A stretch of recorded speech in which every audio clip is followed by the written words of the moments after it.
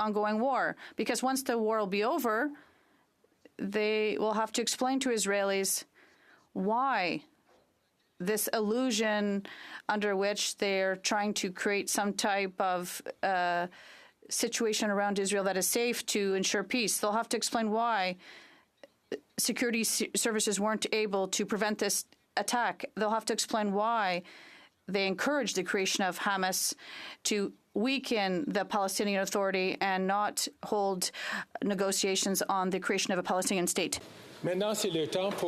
Now is time for members. The honourable member from Whitby. Mr. Speaker, I rise today to highlight an exceptional role model for youth in Whitby. Cohen Lane, fondly known as Coco, epitomizes community service. In 2022, he started Coco's Coco for Kids, a creative idea to turn Christmas lawn decorations into a hot chocolate stand to support Sick Kids Hospital. Motivated by the life-changing treatment his 16-year-old cousin received at Sick Kids as an infant, Cohen set out to raise money for sick kids, and recognizing the eagerness of his friends to contribute, he established the Coco Crew, acknowledging dedicated volunteers. With the support of the Coco Crew and his relentless dedication, Cohen yielded an impressive $6,130. The following year, in just 10 days, Cohen exceeded his $7,500 goal by raising an astounding $14,512. Cohen's approach stands out for his fundraising talent, his inclusivity, and his kindness. Today, let us all applaud Cohen, a young philanthropist whose passion serves as an inspiration to all of us. The honourable member from West Nova. Mr. Speaker, the seafood industry is a top contributor in Nova Scotia's economy, and in my riding of West Nova is home to some of the most productive fishing grounds in the world. The lobster fishing is a major employer in many coastal communities, supporting thousands of good local jobs. Everything has been built in our communities over the years has been done thanks to the strength of the lobster stock and the entrepreneurial spirit of our incredible fishers. Unfortunately, lobster catches are continuously declining while the cost of living is going up, making it extremely difficult for fishing families to make ends meet. The primary responsibility of DFO is to provide science, conserve, and protect resources while working with all stakeholders. However, the department has turned a blind eye to the out-of-season, unregulated, unreported fishery that has been taking place in Lobster Fishing Area 34 over the years for the safety of all fishers and to preserve the sustainability of the stocks. Our government must do better to protect the industry for future generations. Thank you, Mr. Speaker. The honourable member from Aurora Oak Ridges, Richmond Hill. Thank you, Mr. Speaker. March 8th was International Women's Day, a day celebrated by women here in Canada and around the world. Originating in the decade from 1910 to 20, with women fighting for better working conditions, the right to vote, and for peace, it has been observed since to celebrate women's achievements and the fight for equality. From across York Region, women and our allies gathered at the Leona Training Centre in Richmond Hill, with our Liberal York Region MPs joined by our Minister of Women and Labour, where we heard from amazing community members, women trailblazers in non-traditional roles. Thank you to Leona, the York Regional Police, York Central and Richmond Hill firefighters, as well as Blue Door, Ella at Y-Space and CYRSS for making this a fantastic celebration. We all recognize the need to keep working together to advance gender equality. And this year's theme underscored this. We must invest in women to accelerate progress. And we must not let regressive forces push us back. Happy International Women's Day. L'honorable député d'Abitibi-Témiscamingue. The honourable member for Abitibi-Témiscamingue. On March 2nd, we lost a unique figure in the Quebec media and artistic spheres. Paul Oud died much too young at the age of 69. He had many talents. He was an exceptional communicator and a living encyclopedia. He had in-depth knowledge of many subjects and a deep mastery of the French language. His varied career included being a radio host, as well as participating in the show La Fin du Monde est à 7 heures. He also played Fernand in Les Boys. He was an improbable ambassador of the Chicago Blackhawks in Quebec, and everyone appreciated his kindness and generosity. Our sincere condolences to his family and loved ones.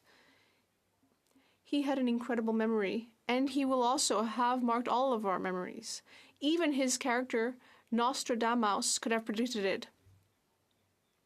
He will not leave our collective memory anytime soon. Par Oud is not dead, he's just in overtime. The honourable member from Winnipeg North. Yes, thank you, Mr. Speaker.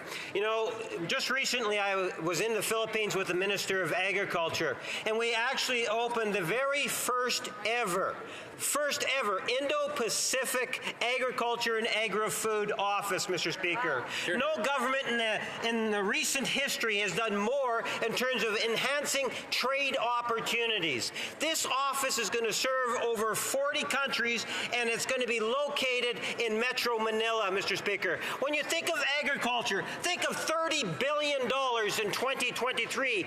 Add another $70 billion when you think of agri-food industry, Mr. Speaker. Think of the potential that has for the creation of jobs, for the food security in the world. There is so much more that we can do, Mr. Speaker, and this is a government that believes in trade and believes in getting the agreements and getting the job done. Thank you, Mr. Speaker. Wow. That's Member from Pitt Meadows, Maple Ridge. Mr. Speaker, after 8 years of this Prime Minister, crime and chaos, hard drugs and disorder rage in our streets. Adnan Polat has owned Gold Rush Jewelers in Maple Ridge for decades. He's closing his store for a new location because of rampant drug crimes and threats. In British Columbia, over 2,500 people, a record, died last year from overdoses, and over 40,000 have died since the Liberals have come into power. The Liberals and NDP's dangerous self-supply experiment has ruined the lives of countless Canadians and devastated communities. In a Prince George drug bust, the RCMP discovered more than 10,000 morphine and hydromorphone pills coming from the government's safe supply program. They got into the hands of drug dealers who prey and destroy the most vulnerable. Common sense conservatives will stop spending taxpayers' dollars on dangerous drugs. We will support treatment and recovery to bring our loved ones home drug-free. Well done. The honourable member from Ottawa West Nepean.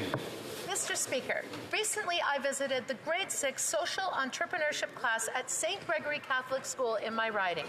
These smart and creative kids have raised over $700 for the Ottawa Food Bank by making and selling greeting cards and 3D printed items like jewelry and keychains and selling them on Shopify. Through work-based learning, they use their business skills to address UN Sustainable Development Goal 2, Zero Hunger. These students, with the guidance of their teacher, Susan Goslin, and mentor, Jeremy McQuigg, are learning skills that they're applying in order to make a better world. They told me that they just want to ensure that everyone goes home to food on their plate. Their social enterprise is called Every Bite Counts. By helping others, including those that they may never meet, these inspiring kids understand that when our neighbors do well, we all do well. These grade 6 students inspire me and give me hope. Thank you, Mr. Speaker. The honourable member from Nepean. Mr. Speaker, I would like to recognize Black History Ottawa, which emerged from the activities of Barbados Ottawa Association and from the Black History Month Committee formed in 1986. Since then, every February, this organization has been celebrating Black History Month in the nation's capital. Their activities honor the numerous achievements and contributions of Canadians of African, Caribbean, and Black heritage in fields such as sciences, medicine, literature, the arts, and sports. They also serve to acknowledge the roles Blacks have played in the growth and development of Canadian society and culture. I would like to recognize and thank the key leaders associated with Black History Ottawa, including but not limited to June Girwan, Godwin Efudi, Joanne Robinson, Sarah Onyango, and Jean-Marie Garrier. Thank you, Mr. Speaker. The honourable member from Hastings, Lennox-Naddington. Mr. Speaker, we are in a grim situation as the affordability crisis is getting worse. Groceries, rent, mortgages, heating, medication, the price of everything has increased to unmanageable levels under 8 years of this Liberal NDP government. At CFP Gagetown in New Brunswick, upwards of 50 military families are forced to use the local food bank. Instead of delivering relief to the struggling single parent, families, students, or seniors, they want to hike the carbon tax by 23% over the next 6 years.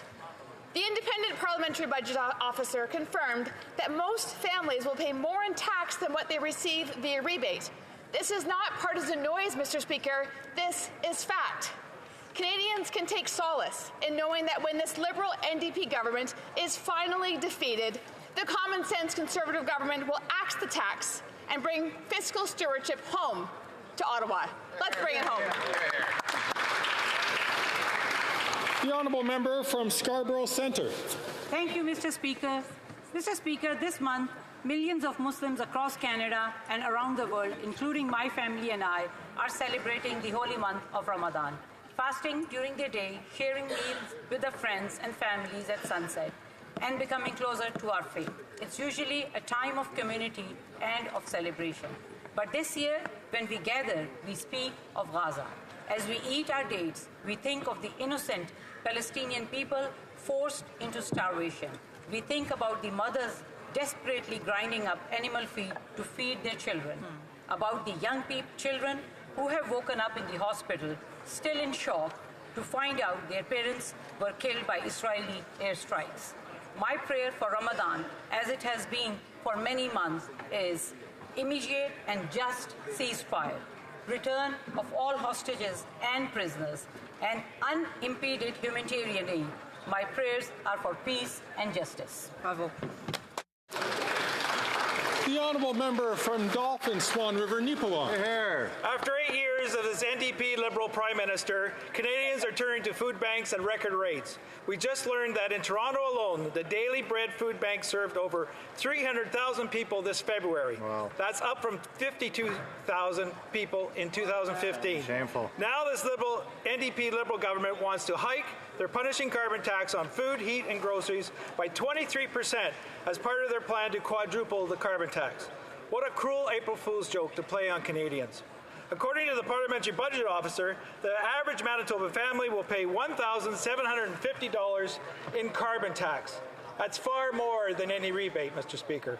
No wonder why 70% of Canadian premiers and 70% of Canadians are opposed to the Prime Minister's carbon tax hike. Only common-sense Conservatives will stand with Canadians against this Prime Minister's failed carbon tax.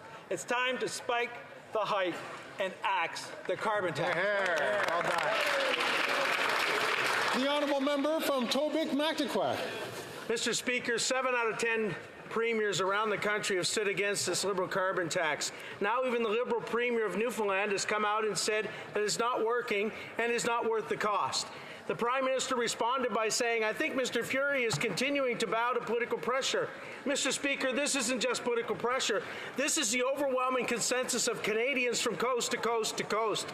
This government is elected to be the servant of the people, not their master. And the people are speaking clearly. When will they listen to the farmers who feed us and are fed up with struggling to keep up with the soaring input cost coming from this costly coalition? When will they listen to the single mother who has had to choose between heating or eating for her family, and the senior who lays awake worrying about how they're going to manage yet another tax hike while on their fixed incomes? When will they listen to rural Canadians who have no options for heating their homes or transportation? When will this government finally start to hear the cries of Canadians who want to axe the tax and hike this spike in the tax? L'honorable député de Bourassa. The honourable member for Bourassa. Mr. Speaker, this year once again, thanks to International Women's Day, I had the opportunity to honour 8 exceptional female citizens who are contributing to the quality of life in Bourassa. I'd like to thank all of the elected officials who joined me in order to celebrate these women who have done a great deal in our riding. Mr. Speaker, women's struggle is our struggle. For the 7th edition, I was pleased to give medals to 8 women in Bourassa: Elena Adipietro, Julie Bessette, Julie Mayer, Renée Dagenet, Huguette Péloquin, Keisha Estimé, Yves Torres, and Sly Toussaint. I'd like to congratulate all of them. Thank you.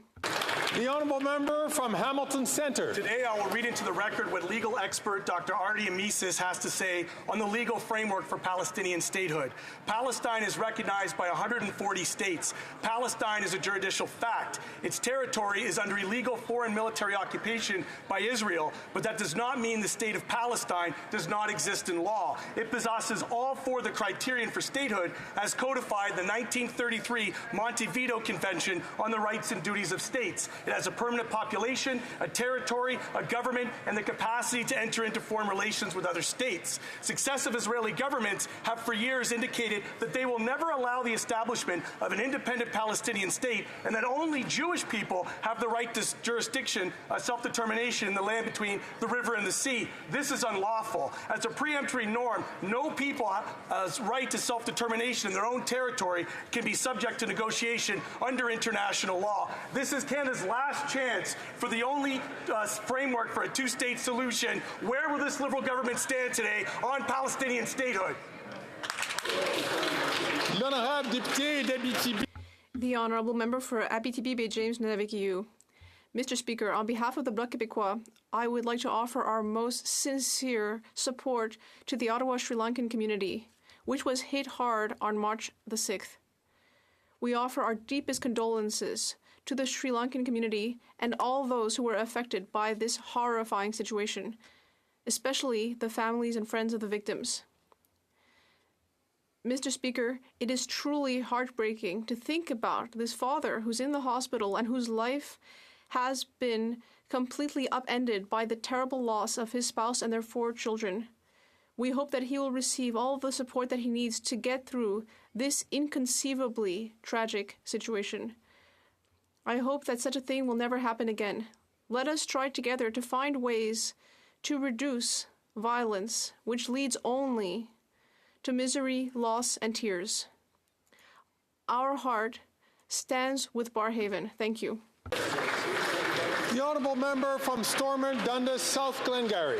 After 8 years of this Prime Minister, life has never been more expensive, and to make matters worse, the Prime Minister is going to play a cruel joke on Canadians on April 1st, hiking the carbon tax again, this time by 23%, as part of his plans with the NDP to quadruple the carbon tax on everyone. That's why 70% of Canadians in 7 premiers are demanding a stop to this latest tax hike. Even the provincial Liberals now in Ontario and New Brunswick are getting out against these never-ending tax hikes. After 8 years, Mr. Speaker, even Liberals now know that this Prime Minister is just not worth the cost. The only ones that don't seem to get it are the NDP Liberal coalition here in Ottawa. But meanwhile, it is getting worse as food banks are bracing for an extra 1 million visits to food banks this year. Our common sense plan is clear. Axe the tax for everyone, everywhere, for good. It's time the Prime Minister, the NDP, and the Liberals smartened up, spiked the hike, and axed the tax. The honourable member from Labrador. Thank you, Mr. Speaker. It is with deep sadness that I rise today to pay tribute to a remarkable woman, politician, entrepreneur, and friend. Former MP Kim Rudd, who represented the riding of Northumberland Peterborough South from 2015 to 2019, recently passed away after a long battle with cancer. Kim worked hard for her constituency and for Canadians. She served as a parliamentary secretary, chair of the Health Research Caucus, and on a number of committees. She was a strong supporter of women and of the mining industry and the nuclear industry, knowing that the resource sector was key to climate action. Kim was a fierce fighter in her battle with cancer and used her experience to advocate for new research in ovarian cancer and for women's health. But most importantly, Kim was a wife, a mother, and a grandmother, a loyal and beautiful friend who will be deeply missed. Her hard work and commitment lit the way for others and left this world a better place. Let's carry that torch for Kim in her fight for women and for all Canadians. Today, we send our deepest sympathies to her husband, Tom, her daughters, Allison and Stephanie, their partners, and her 4 grandchildren. And we thank Kim for her contributions to our country. Thank you, Mr. Speaker.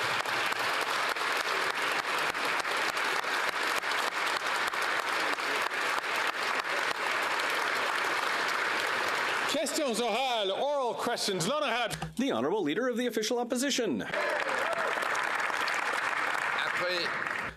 After 8 years of this Prime Minister, he's not worth the cost. Common sense Conservatives are working to fix the budget, stop crime and build homes, but the Prime Minister not only wants to impose a new 17 cents a litre tax on gas with the support of the NDP and the Bloc, he now wants to impose a decree to close the forestry sector in Quebec. Why does the Prime Minister want to step on Quebec's jurisdiction to kill jobs in the forestry sector? The Honourable Deputy Prime Minister and Minister of Finance. Mr. Speaker, since 2013, Quebec has put in place its own process and for putting a price on carbon. The province is not under the federal regime. The Conservative leader continues to show to what extent he doesn't understand Quebecers by promising to demolish a system that Quebec decided to put in place itself over 10 years ago. It's the Conservative leader who does not respect provincial jurisdiction. The Honourable Leader of the Official Opposition. Apparently, there was an interpretation error. The question was about the forestry sector, Mr. Speaker, that the Prime Minister wants to close with a decree which violates Quebec's jurisdiction. Meanwhile, common sense Conservatives want to defend workers in the forestry sector. Meanwhile, in the Journal de Montréal, we read that these people are hungry. People have had to, the police have had to intervene twice in distributing food baskets. So why is the Prime Minister, with his tax and inflationary deficits, continuing to make people hungry? The Honourable Minister of Finance. Mr. Speaker, the Conservatives are the ones who want to reduce all of the social supports that the federal government now offers to Quebecers. The only thing that the Conservatives understand how to do is cut, cut, cut. They want to cut support for those less fortunate, but we will be there and we will not let the Conservatives cut this necessary aid. The Honourable Leader of the Opposition. While common sense Conservatives are fighting to axe the tax, build the homes, fix the budget, and stop the crime, this Prime Minister is promising a cruel April Fool's Day joke, a 23% carbon tax hike on food, gas, and groceries. This at a time when the Prime Minister has forced 50 families at CFB in Gagetown, military families, to go to food banks. 2 million Canadians every month going to those same food banks, 8,000 as part of a Facebook group where they share tips on eating out of dumpsters. Will the Prime Minister gain some compassion and some common sense and spike the hike? The Honourable Deputy Prime Minister and Minister of Finance. Mr. Speaker, we will take no lessons from the Conservatives when it comes to supporting the least vulnerable in our country. This is the party that wants to cut the Canada Child benefit. This is the party that wants to cut support to our seniors. This is the party that wants to cut early learning and childcare, which supports so many families. They're opposed to dental care. They're opposed to pharmacare, Mr. Speaker. Honourable Leader of the Opposition. Fear and falsehoods to distract from the fact that after 8 years of this Prime Minister, he's not worth the cost, and neither is his carbon tax, which will cost the average Ontario family this coming year $1,674. $1,674 for a middle-class family that's lined up at a food bank, not able to feed themselves or pay their heating bill. Will the Prime Minister give his head a shake, cancel his cruel April Fool's Day joke, and spike the hike? The Honourable Deputy Prime Minister and Minister of Finance. Mr. Speaker, no one here is surprised to hear the Conservative leader talk about fear and falsehoods, because that is what he traffics in every single day. It's his area of personal expertise. Now, what he is proposing is, at least he is consistent. He wants to cut the support that Canadians get, and he wants to cut the support Canadian families are getting from the price on pollution. That's $1,800 Alberta families won't get. That's $1,120 Ontario families won't get. Cut, cut, cut. All they know how to do. Excellent. The Honourable Leader of the Opposition.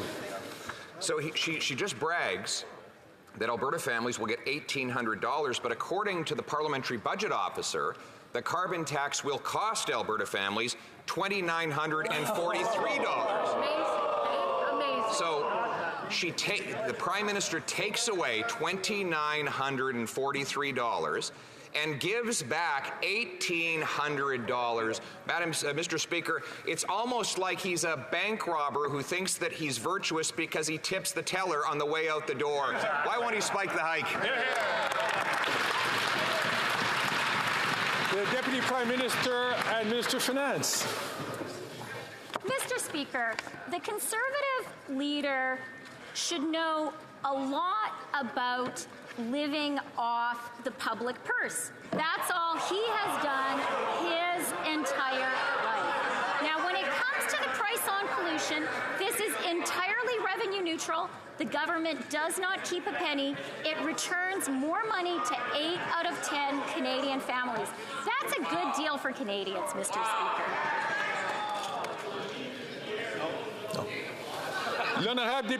The Honourable Member for La Prairie.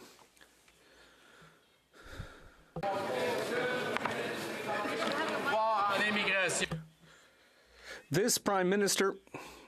sorry, I'll interrupt the member from La Prairie, but his microphone wasn't on, so I will ask the Honourable Member from La Prairie to restart from the beginning, please.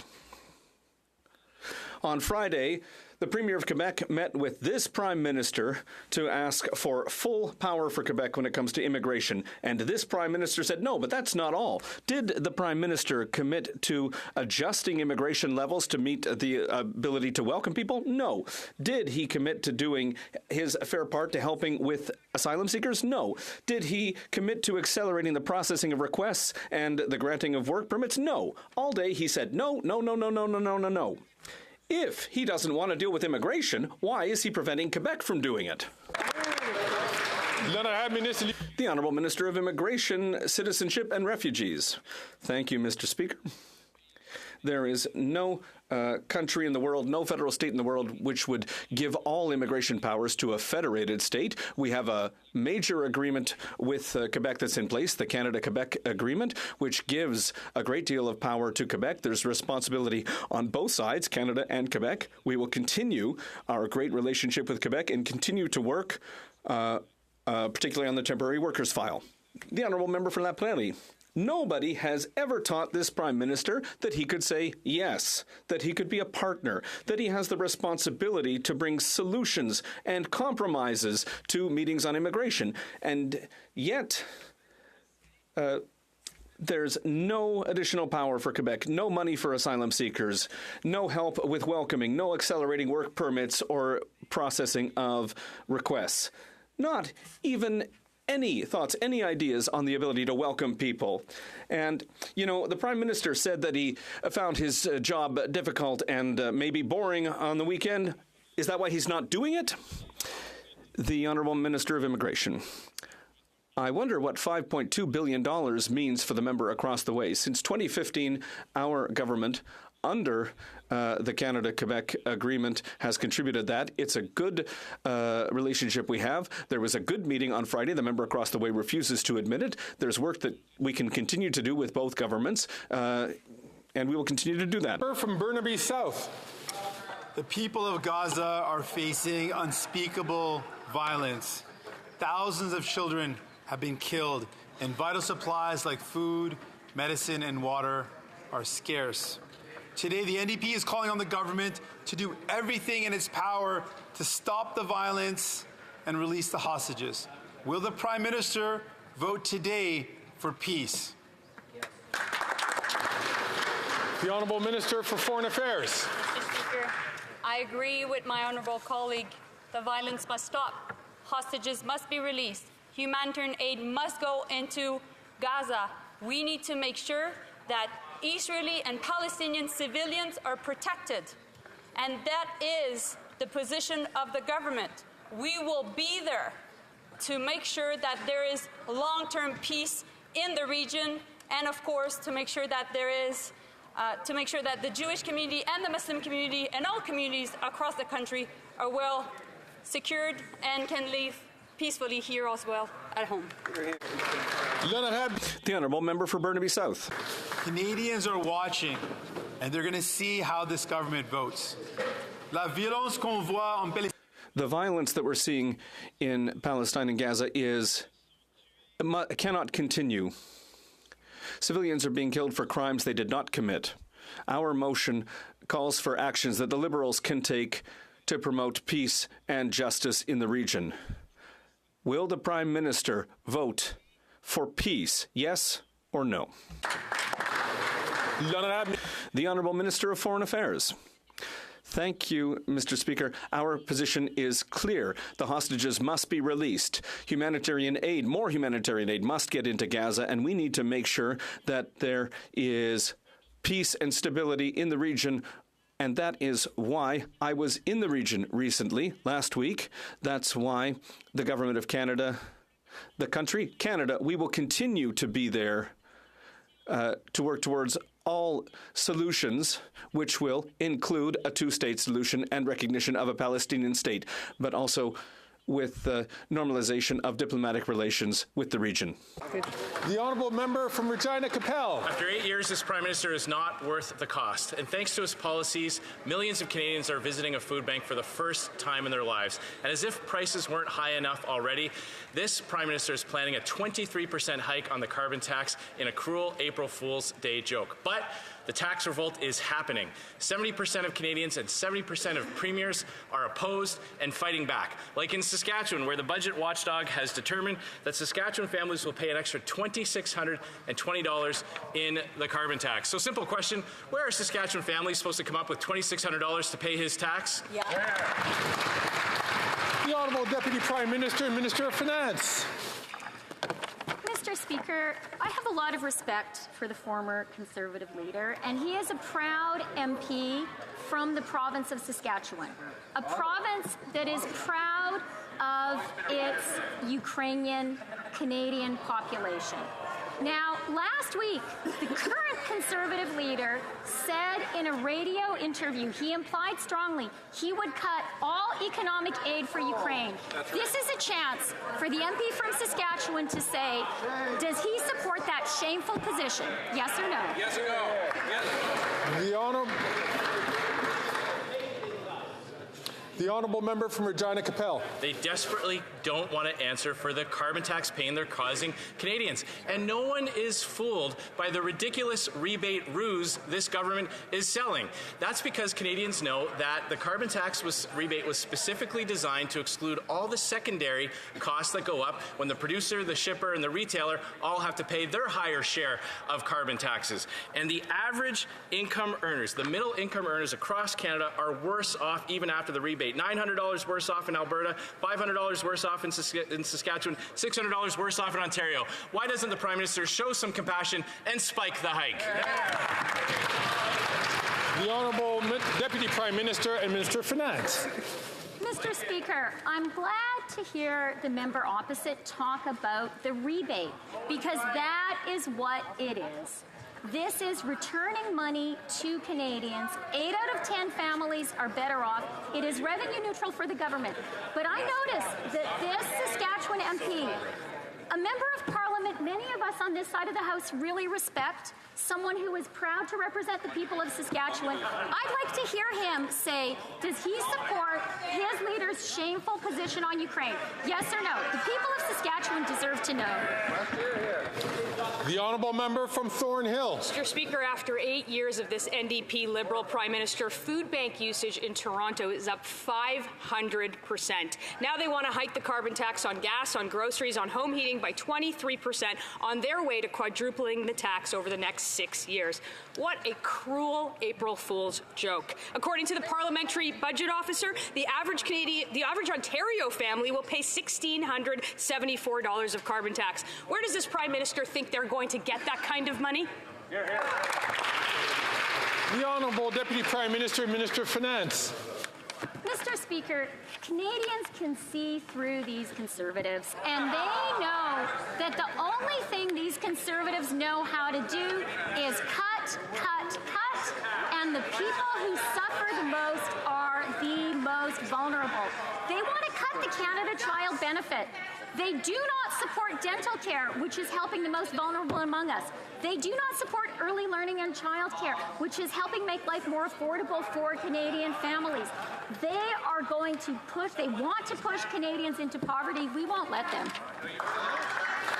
The honourable member from Thornhill. Mr. Speaker, they've already done that, and we're going to cut the taxes. If you give back $1,000 to an Ontario family, but you take $1,674, Liberal math says that's more, but real math says that's less. The Prime Minister doesn't get it. He's not worth the cost, especially for the 300,000 Torontonians who ate in a food bank just last February. They are about to hike taxes by 23% in less than 2 weeks. Why is she the only person in Canada who thinks that raising taxes will lower the cost of food? The Honourable Minister of Finance and Deputy Prime Minister.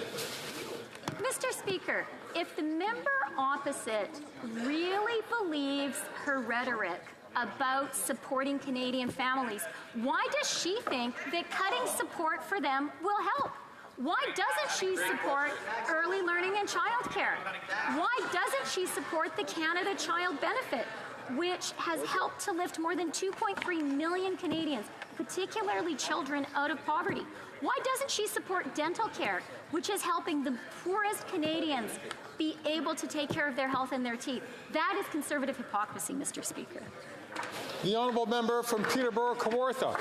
After 8 years of this Liberal NDP coalition, food has never been more expensive. In fact, food is so unaffordable that 50 active serving military families from CFB Gagetown are using the Oromocto Food Bank. This is outrageous, it is shocking, and it is unacceptable. Right. So, for the 100th time, on behalf of all the Canadians and 70% of the premiers in this country, will they spike the hike, axe the tax, and make food more affordable? Yeah! The Honourable Minister for National Defence. Mr. Speaker, that's an extraordinary comment, and I'd like to commend the member for being able to say it with a straight face. Because the fact is, Mr. Speaker, we gave members of the Canadian Armed Forces a very significant raise just last year. And when it came before this House to vote for the money for that raise, every single Conservative on that side of the House voted against it. Shame. Mr. Speaker, perhaps they should scrap the crap. Shame.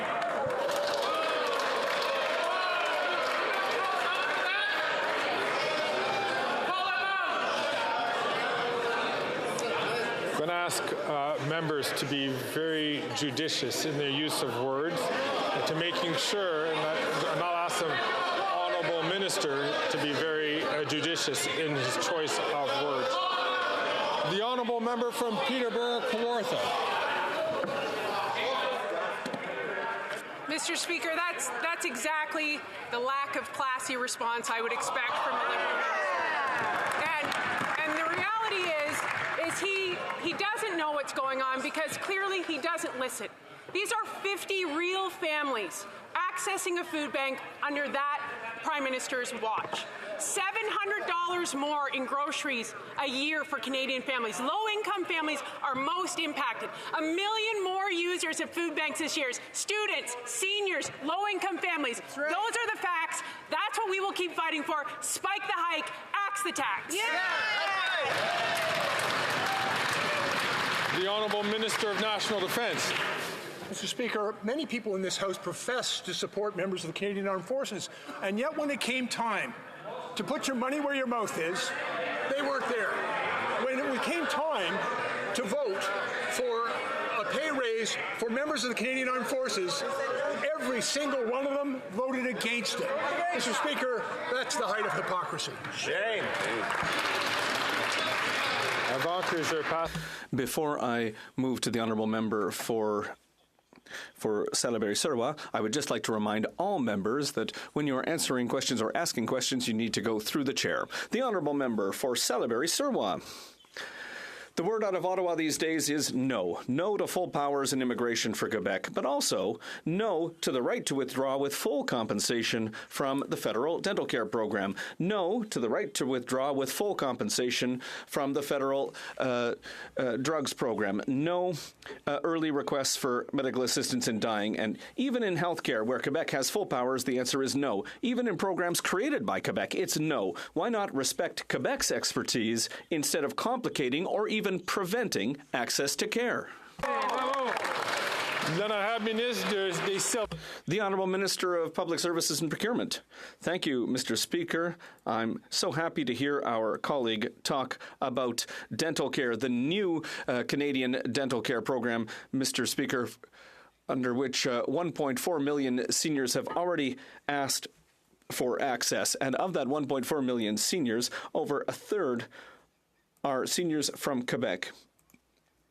And there are more seniors from Quebec who have made a request with success than seniors from Ontario. And all that is because, Mr. Speaker, we really need this plan to help seniors get essential dental care and also to help make sure that our professionals can take care of people across the country, including in Quebec. The Honourable Member for Moncton. When it comes to health care, even when Ottawa and Quebec agree, the federal government threatens to say no.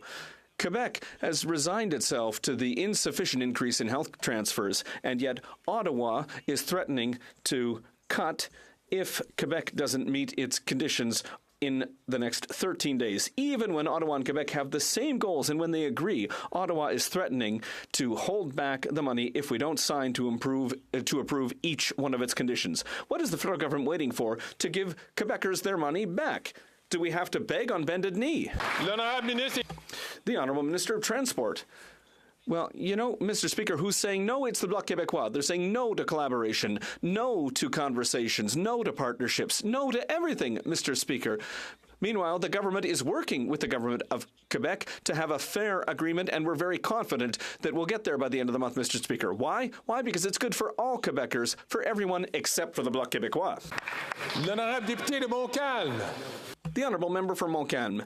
This government has just decided it's going to say no to everything. No to everything all the time. No to Bill 21. No to full power in immigration. No to Quebec's ability to manage health care itself, even though it's exclusive provincial jurisdiction. Imagine, today, they're saying no to Quebec's autonomy when it comes to managing its own fields of jurisdiction, despite the fact that this principle is recognized across Canada. Do the Liberals not realize to what extent they're showing a lack of respect to Quebec? The Honourable Minister of Transport. Does the Bloc Québécois not realize the extent to which it's not showing respect to Quebecers, Mr. Speaker? And, you know, our leader... Their leader attacked the Premier of Quebec in a speech. Meanwhile, our leader is meeting with the Premier. The Bloc are the champions of no. No to agreements, no to discussion, no to collaboration. That's what the Bloc Québécois is. We are going to have an agreement by the end of the month, an agreement that's good for all Quebecers, Mr. Speaker, but not for the Bloc Québécois, apparently. The Honourable Member from Costa Bay Central, Notre Dame. Mr. Speaker, Saturday's poll by the Voice of the Common Man revealed that 90% of Newfoundlanders and Labradorians are against the April 1st increase in carbon tax by 23%.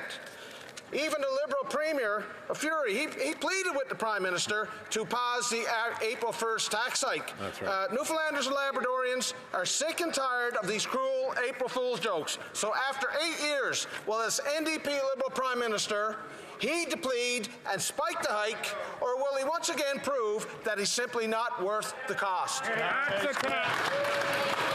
Honourable Minister for Labour. Mr. Speaker, on this side of the House, we will continue. We are absolutely driven to impart upon the people of Canada cold, hard cash in their pockets. That is what this rebate will do. This is not something that's made up. This is not something that's trivial. This is something that Canadians feel in their bank accounts and in their wallets and in their pockets 4 times a year. This is real cash, Mr. Speaker. We will not deny to the people of Canada. Thank you. The honourable member from Foothills. After 8 years, this Liberal Prime Minister is just not worth the cost for Canadian farmers. On April 1st, the Prime Minister is going to increase the carbon tax 23%, and the impact on Canadian food production is staggering. A grain farmer in Simcoe County paid $36,000 in the carbon tax in 1 month. The carbon tax cost a poultry farmer in Alberta $180,000 last year. The food professor, Dr. Sylvain Charlebois, advised the Liberals to spike the hike or see wholesale food costs go up 34%. Wow. Food production is no joke. Will the Prime Minister spike the hike so farmers can afford to grow food? The Honourable Minister for Agriculture and Agri-Food. Mr. Speaker, my honourable colleague is well aware that farmers are on the front line of climate change. He's also fully aware that we have a climate change environmental plan. He's also aware that his constituents receive $1,800 a year in their bank account. Is that what you want to cut? $1,800 out of your constituents' bank account? I disagree. Once again, I'd like to remind ministers to make sure that their answers go through the chair. I also invite all members to do that.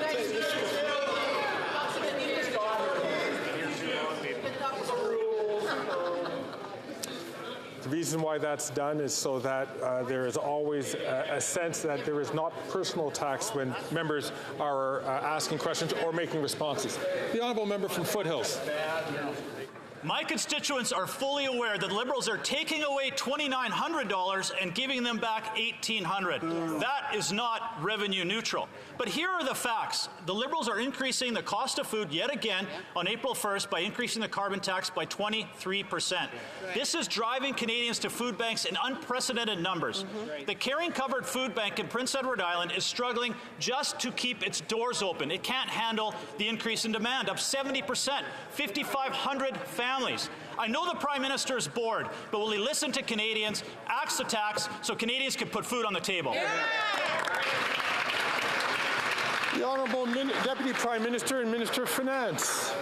Mr. Speaker, it is very surprising to hear the member opposite talk about support for the most vulnerable Canadians. But I'm glad he is turning his attention there.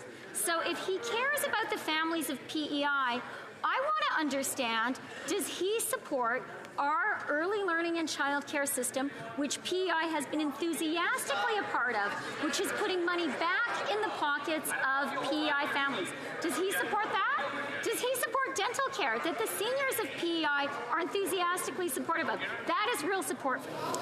The honourable member from Vancouver East. After 2 months, I'm aware of nearly 2,000 loved ones in Gaza are still waiting to receive a code from IRCC to reunite with their families in Canada. Clearly, the 1,000 arbitrary cap is a problem. And even for those with codes, not one person has made it to safety, not even people whose biometrics is completed. Meanwhile, families are reporting that their loved ones have been killed in an airstrike. Why can't Canada get people across the border when other countries can? And what will it take for the minister to lift that cap? The Honourable Minister for Immigration, Refugees and Citizenship. Thank you, Mr. Speaker. It'll perhaps be cold comfort for the member opposite to find out that we are indeed increasing the number of people that will be eligible to come out of Gaza. There are a number of matters that are beyond our control, notably the ability to extract people from the Rafah Gate. That is something that falls within matters of other governments, which we plead with them to let those people out.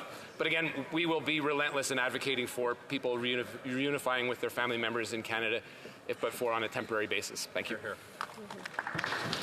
The honourable member from Hamilton Centre. Starvation of civilians during war is absolutely prohibited under Article 54 of the Geneva Conventions. A UN food agency just reported that due to the Israeli siege on Gaza, 1.1 million Palestinians are facing catastrophic hunger. And the EU foreign policy chief, Joseph Borrell, stated that Israel is provoking famine in Gaza and using starvation as a weapon of war. So my question is, did the foreign affairs minister at any point during her high-level meetings with the two Israeli cabinet ministers named in the ICJ proceedings raise the plight of starving Palestinians in Gaza forced into famine by Israel?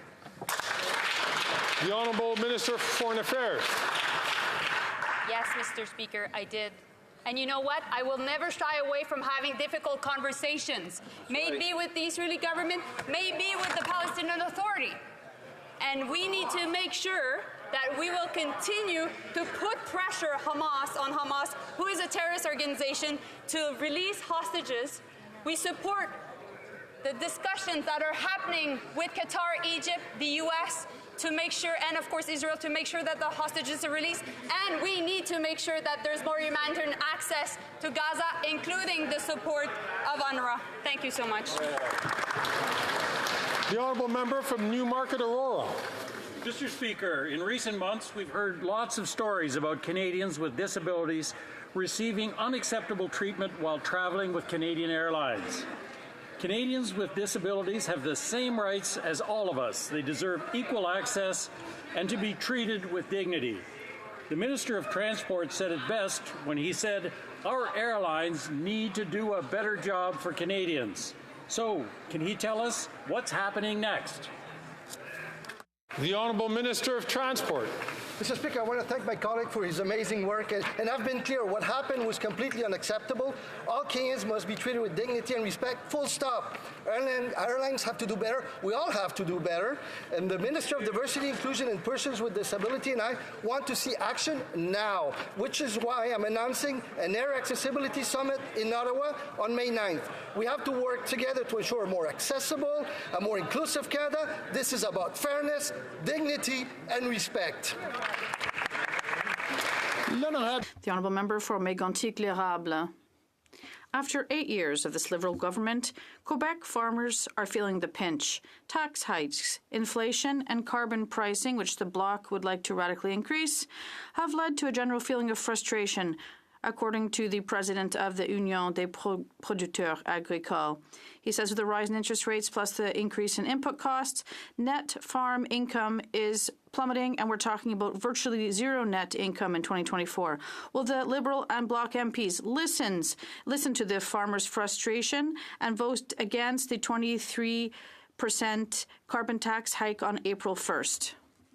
The Deputy Prime Minister and Minister of Finance. Mr. Speaker, I hope that the member across the way understands that Quebec, the province of Quebec, has its own carbon price system.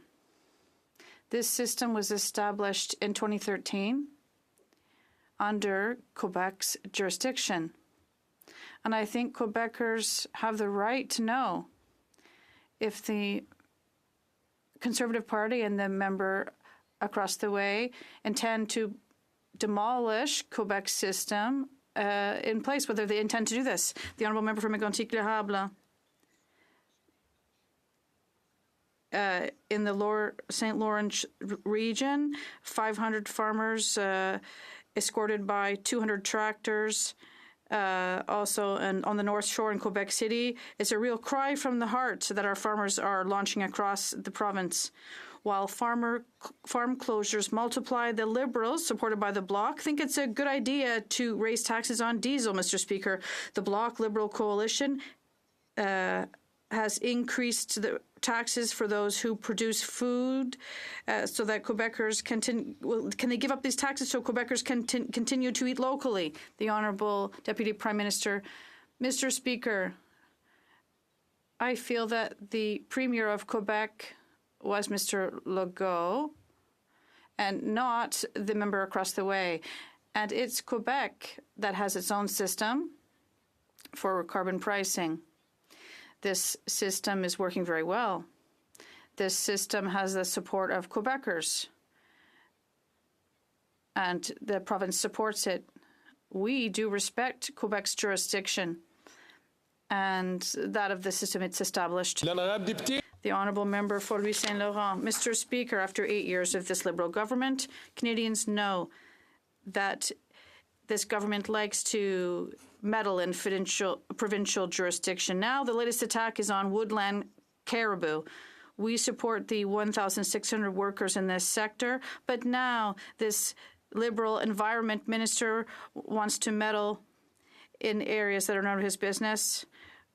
this question is for the Deputy Prime Minister. Will they not tell their Minister of the Environment to put aside his ideological politics and side with the workers instead? The Honourable Minister of the Environment and Climate Change. Thank you, Mr. Speaker. I'd like to remind my honourable colleague that more than a year ago, the Quebec government and the federal government signed a letter together under which we commit to protecting 70% of the caribou's habitat.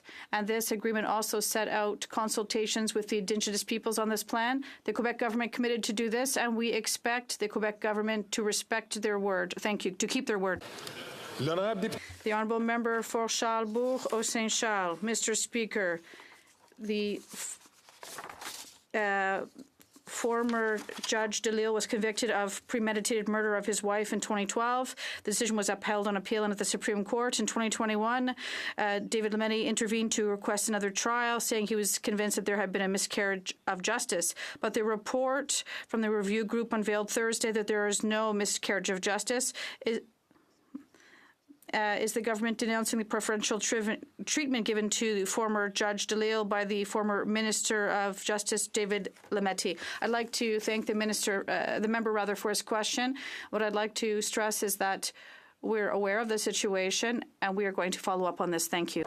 The Honourable Member for Saint-Jean. Quebec sets its own immigration targets, they say, and we've said this many times. It's even more unacceptable 2 weeks ago that the minister order his officials to exceed the threshold set by Quebec. It's a serious precedent. From now on, the federal government will interpret Quebec's immigration targets not as a decision but as a suggestion. It's the imposition on Quebec of federal immigration policies inspired by the Century Initiative in direct affront of the spirit of the Canada-Quebec Accord. Will the minister back down and return to discussions with Quebec? The Honourable Minister of Immigration and Refugees. Thank you, Mr. Speaker. I'm ready to answer the question when the member did read if she can reassure me that she did read the accord, the honourable member. I'll be pleased to say that I did do so. But the federal government has absolutely no lessons to give Quebec in terms of successful immigration. It's the federal government that has plunged immigrants into the worst housing crisis in recent years, and it's responsible for the service breakdowns for asylum seekers. It's the minister's fault that these people don't have the right to work to meet their basic needs. So no, we're not going to accept him unilaterally increasing immigration targets chosen by Quebec. Once again, will the minister respect Quebec's choices? The Honourable Minister of Immigration. Mr. Speaker, I have a question to ask the member across the way. What does she say to Quebec families who are waiting to be reunited with their families and their loved ones? The Honourable Member from South Surrey, White Rock. In British Columbia, the carbon tax is going up 23% on April 1st. After 8 years of this NDP Liberal government, middle-income families are depending on food banks. They receive absolutely nothing. No federal tax rebate, no provincial tax credit. But they do get higher prices for food, gas, and heating. 7 of 10 premiers are demanding the Prime Minister spike the hike, but the NDP Premier of BC is cheering it on. Will the Prime Minister stop the suffering and authorize Premier Eby to spike the hike on April 1st? The Honourable Deputy Prime Minister and Minister of Finance. Mr. Speaker, as with the Conservative Quebec MPs, we are hearing a question that demonstrates either profound ignorance or profound disrespect of the system that the province of BC put in place. BC in 2008, led by a center-right provincial government, put in place a world-leading price on pollution. That system is popular. That system was voted for by some current Conservative federal MPs from BC. Do they want to tear it apart? The Honourable Member from South Surrey, White Rock. Thank you, Ms. Speaker. We absolutely do, because that was a baloney answer from this minister, and that's what we're getting from the BC Premier as well. There's 200,000 British Columbians relying on food banks in a single month now. The tax credit shell game, if you qualify, is way less than you pay. BC already has the highest gas prices, $2 a litre just this morning. A 23% hike will force up prices another 18 cents a litre. This Prime Minister isn't worth the cost. Will he show some compassion and authorize the BC Premier to spike the hike on April 1st? The Honourable Deputy Prime Minister and Minister of Finance. Mr. Speaker, did the MP from BC just accuse the Premier of BC of putting forward baloney policies for the people of BC? So is the Federal Conservative Party intending to step on the jurisdiction of the province of BC?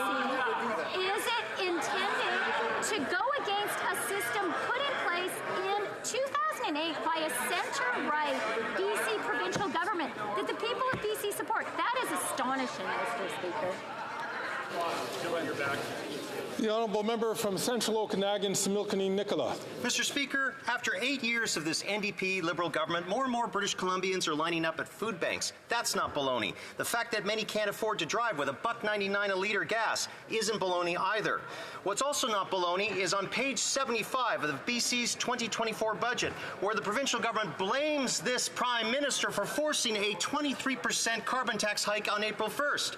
Will the Prime Minister help sandwich British Columbians and spike the hike, or do British Columbians need to throw him out like an old, spoiled, stale pack of baloney?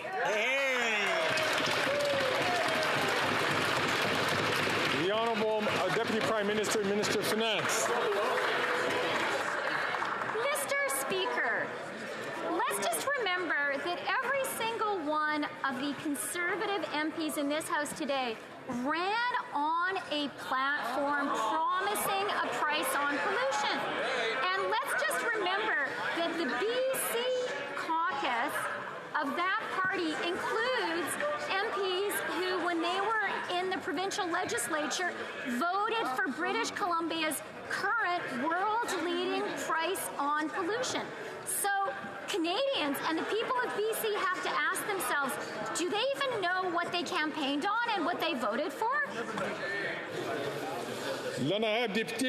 The Honourable Member for Madawaska-Restigouche. Mr. Speaker, I would like to wish you and every Member of Parliament a happy Francophonie Month. Mr. Speaker, in the last budget, our government announced its action plan for official languages with significant measures that include a historic $4.1 billion to help official language minority communities across Canada, including Acadia and New Brunswick. Could the Minister of Official Languages tell us about recent measures announced for the Francophonie Month? The Honourable Minister of Official Languages. Mr. Speaker, I'd like to thank my honourable colleague for his tireless work on behalf of Acadians and the Canadian Francophonie. Our government is making record investments in official language minority communities. Last week, we announced a $62.5 million boost for more than 300 organizations across the country. And with these investments, we're ensuring strong, vibrant, and diverse communities. I'd like to join my colleague to wish you and everyone here in this House a happy Francophonie Month. The Honourable Member from Leeds, Grenville, Thousand Islands, and Rideau Lakes.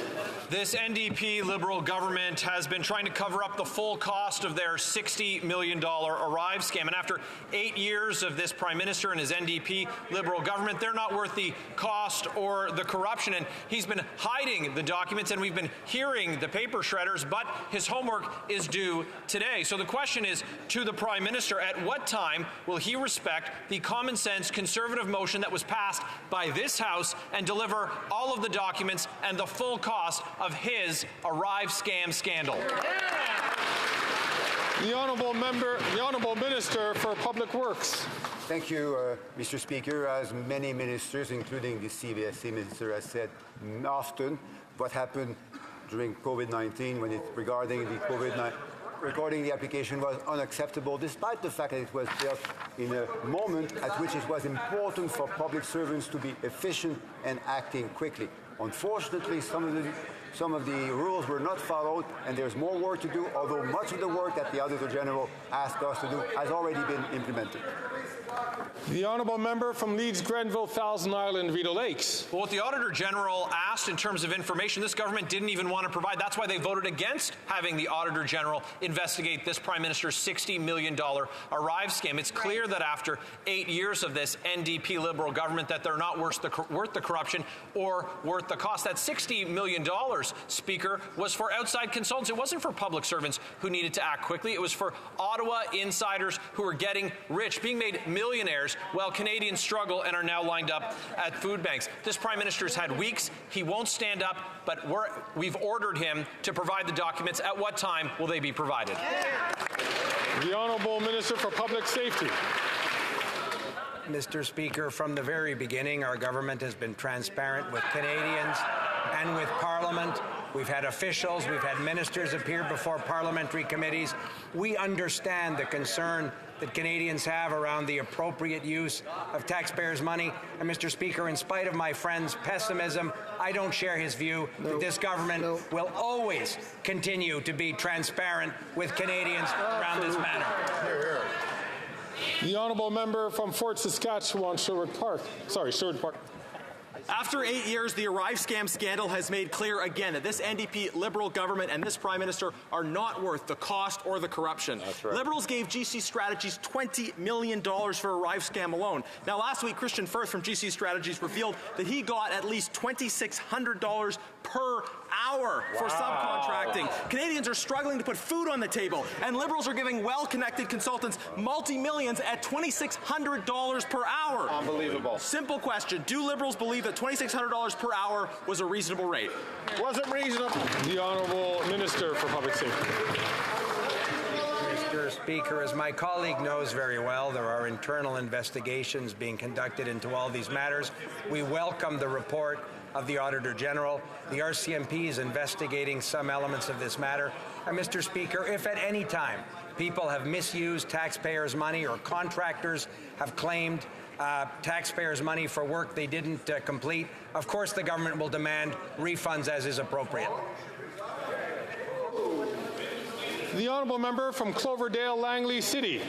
Mr. Speaker, earlier this month, legislation was introduced in the other place, that affirms the Government of Canada's recognition of the Haida Nation as the holder of inherent rights of governance and self-determination.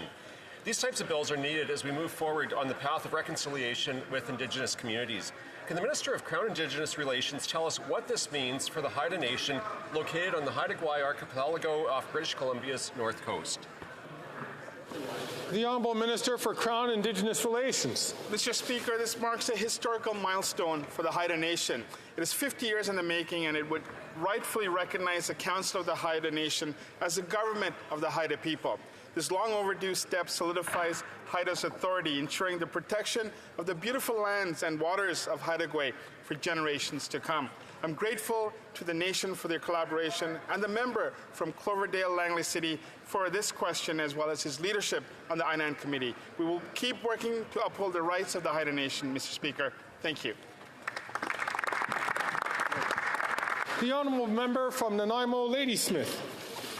Mr. Speaker, for 5 months, the Liberals have sat idly by while 30,000 civilians in Palestine have been killed, most of which have been women and children. It's devastating. Canada needs to take a stand for peace so that no one else is killed, not sitting on the sidelines. We need a ceasefire, real humanitarian aid, and the release of all hostages. Will the Liberals finally join so many across Canada and New Democrats by voting in support of our motion for peace and justice?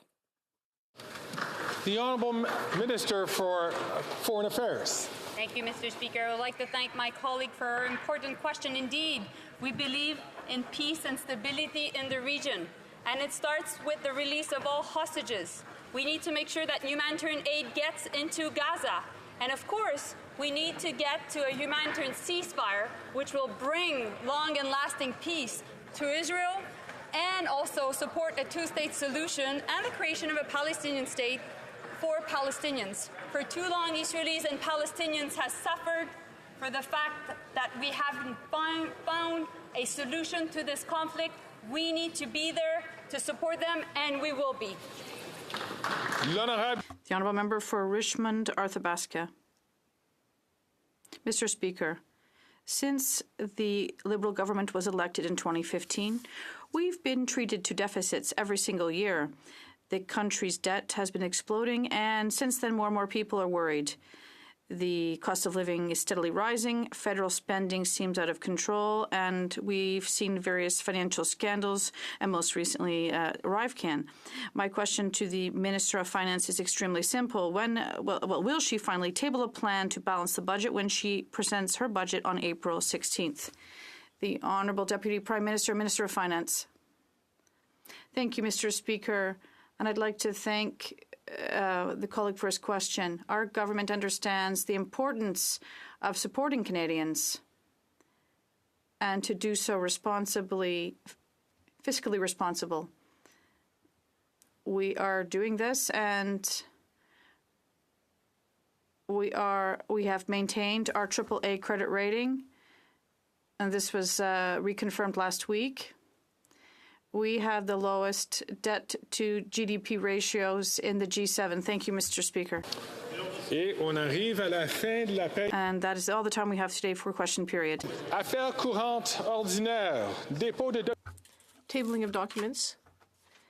The Honourable Parliamentary Secretary. Thank you, Mr. Speaker. Pursuant to Standing Order 36, bracket 8A, I have the honour to table in both official languages. The government's response is to 53 petitions. These returns will be tabled in an electronic format, Mr. Speaker. Dépôt de projet de loi émanant du gouvernement. Chers collègues, il y a du... Dear colleagues, there have been discussions among representatives of all parties in the House, and I understand that there is agreement before we proceed with statements by ministers to now rise and observe a moment of silence in honour of the Right Honourable Martin Brian Mulroney, the 18th Prime Minister of Canada. Among representatives of all the parties in the House.